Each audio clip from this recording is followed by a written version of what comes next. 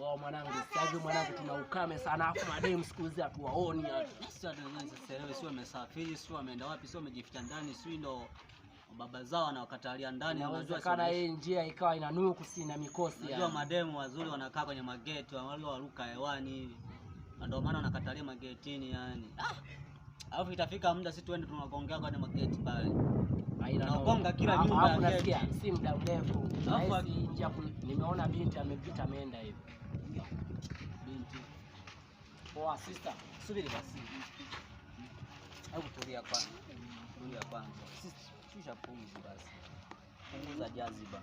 Sisi ni watu tu wema, si watu wabaya. Sasa sikia. Habari? Salama. Mzima. Sawa kabisa. Naelekea wapi? Naelekea pale kwa rafiki yangu. Kwa rafiki yako? Ndio. Rafiki yako wa kike wa kiume? Wa kike. Wa kike. Ndio. Ana umri kama wewe au amepanda hivi kidogo? Hapana. Hapana kidogo. Ndio. Sawa. Ila si miaka fresh. Mnalingana mlingani miaka. Hivi mbona maneno mengi sana? Babu wewe unapindisha pindisha. Unasikia? Ude umeshamuelewa? Ushamuelewa ndio maana mpeleza. Hebu ngoja nimcheki kwanza. Vipi? Mwanangu analipa. Analipa nini? Afu wewe inawezekana tunaenda kumla wote. Cheti kipo. Aya mrembo huyu akanonga huyu. Sikia basi. Nitakukata mbana. Unajua nini? Unajua nini? Sisi hatufanyi mapenzi yako. Unasikia? Sikiliza basi. Unasikia?